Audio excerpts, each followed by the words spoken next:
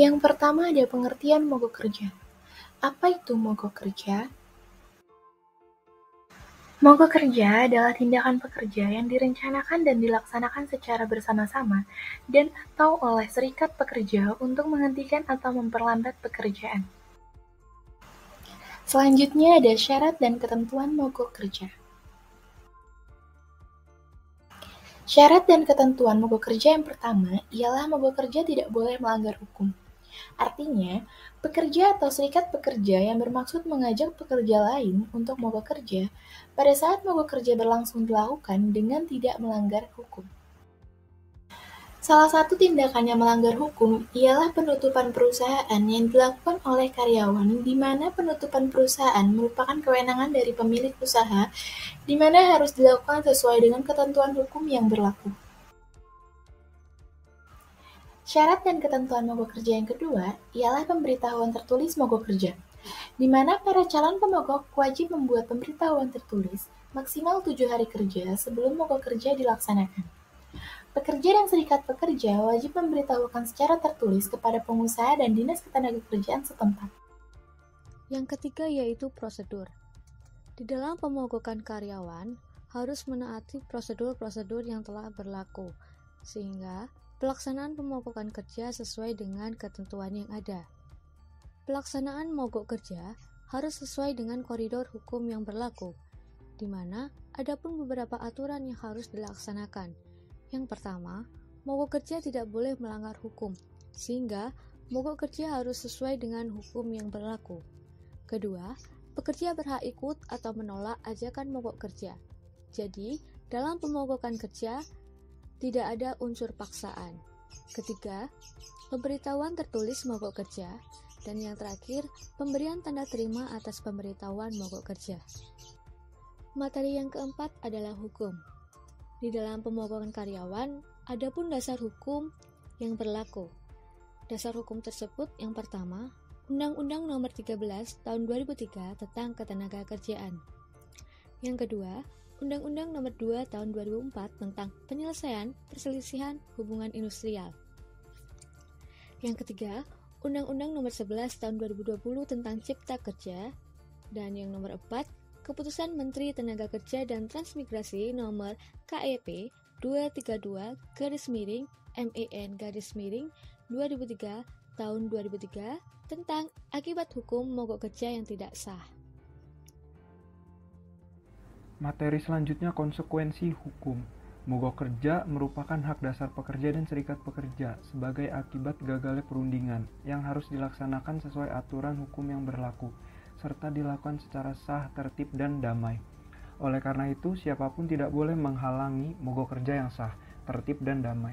Yang dimaksud dengan menghalang-halangi antara lain dengan cara, yang pertama menjatuhkan hukuman, kedua mengintimidasi dalam bentuk apapun atau melakukan mutasi yang merugikan. Selain itu, jika suatu mogok kerja terlaksana dengan sah, tertib, dan damai, maka siapapun dilarang melakukan penangkapan dan atau penahanan terhadap pekerja dan pengurus serikat pekerja yang mogok kerja. Sebaliknya, jika suatu mogok kerja tidak sah, tidak tertib, dan tidak damai, aparat keamanan dapat melakukan penangkapan dan atau penahanan terhadap pekerja dan pengurus serikat kerja. Suatu mogok kerja tidak sah apabila dilakukan yang pertama, bukan akibat gagalnya perundingan, kedua, tanpa pemberitahuan kepada pengusaha dan dinas ketenagakerjaan, selanjutnya dengan pemberitahuan kurang dari 7 hari sebelum pelaksanaan mogok kerja, dan yang terakhir, isi pemberitahuan tidak sesuai dengan ketentuan pasal 140 ayat 2 huruf A, B, C, dan Undang-Undang Ketenagakerjaan. Materi selanjutnya, faktor pemogokan karyawan. Menurut Gary Dessler, terdapat 4 jenis utama pemogokan, yaitu yang pertama, pemogokan ekonomi. Hal ini disebabkan karena kegagalan untuk menyepakati syarat-syarat kontrak, dengan kata lain karena jalan buntu. Yang kedua, pemogokan praktik tenaga kerja yang tidak adil di pihak lain bertujuan memprotes perilaku ilegal dari majikan. Ketiga, pemogokan liar, yaitu merupakan suatu pemogokan tidak sah yang terjadi selama jangka waktu kontrak. Dan yang terakhir, pemogokan simpati, yaitu terjadi bila suatu serikat kerja melakukan pemogokan untuk mendukung pemogokan yang lainnya. Berikut ini adalah contoh surat pemogokan karyawan yang dilakukan oleh Kamar Dagang dan Industri Indonesia dengan perihal arahan terkait rencana mogok kerja nasional yang ditujukan kepada Dewan Kehormatan Kadin Indonesia, Dewan Penasehat Kadin Indonesia, Dewan Pertimbangan Kadin Indonesia, Dewan Pakar Kadin Indonesia, Dewan Pengurus Kadin Indonesia, Ketua Kadin Provinsi, Kabupaten, Kota seluruh Indonesia, Ketua Asosiasi Himpunan Gabungan Anggota Luar Biasa Kadin Indonesia, dan pimpinan perusahaan anggota Kadin, yang berisi tentang yang pertama, menyarankan kepada seluruh pekerja atau buruh di perusahaan masing-masing untuk mematuhi peraturan mengenai mogok kerja serta ketentuan tentang protokol kesehatan COVID-19. Yang kedua, memberikan pemahaman dan sosialisasi kepada pekerja atau buruh di perusahaan masing-masing terkait ketentuan tentang mogok kerja, termasuk sanksi yang dapat dijatuhkan terhadap pelanggarannya, sebagaimana diatur dalam peraturan perundang-undangan yang berlaku, khususnya Undang-Undang Nomor 13 Tahun 2003 tentang Ketenagakerjaan. Ketiga, menghimbau kepada seluruh pekerja atau buruh untuk tidak terprovokasi atas rencana mogok kerja nasional ini. Berikutnya yaitu contoh kasus pemogokan karyawan yang dilakukan oleh Serikat Pekerja PT Pertamina.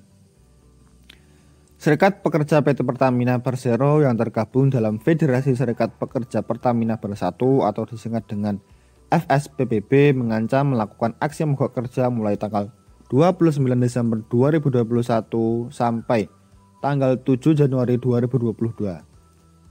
Pemberitahuan rencana mogok kerja tersebut disampaikan oleh Serikat Pekerja melalui surat pada tanggal 17 Desember 2021 yang ditandatangani oleh Presiden FSPBB Ari Gumilar dan Sekretaris Jenderal FSPBB Sutresno. Berdasarkan surat pemberitahuan rencana mogok kerja itu ada 5 poin yang menjadi alasan aksi tersebut dilakukan. Pertama, tidak tercapainya kesepakatan untuk melakukan perjanjian kerja bersama atau PKB di Pertamina antara perusahaan dan pekerja yang diwakili oleh FSPBB. Kedua, pengusaha dan pekerja yang diwakili oleh FSPBB gagal melakukan perundingan.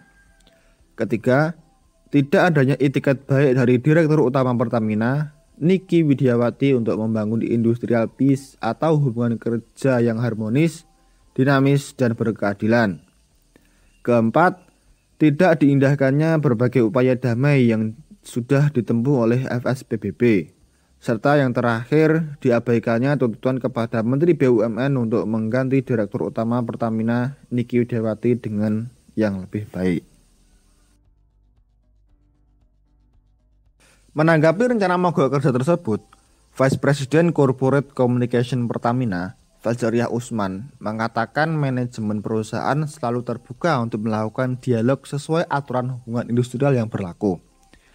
Kementerian Ketenagakerjaan memediasikan Federasi Serikat Pekerja Pertamina Bersatu dengan manajemen PT Pertamina Tbk di kantor Kemenaker Jakarta pada Rabu 22 Desember 2021.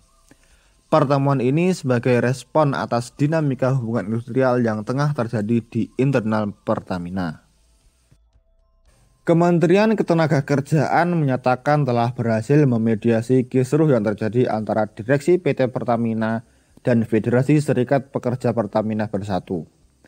Keberhasilan tersebut ditandai dengan tercapainya 3 poin kesepakatan perjanjian bersama. Adapun 3 kesepakatan tersebut yaitu pertama, kedua belah pihak sepakat untuk memperbaiki kualitas komunikasi dan dialog ke arah yang lebih konstruktif dan produktif.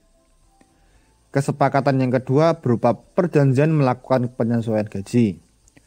Hal tersebut mengingat sejak 2020 seluruh pekerja Pertamina tidak mengalami kenaikan gaji. Kesepakatan ini sesuai dengan protes karyawan Pertamina soal perjanjian kerja bersama.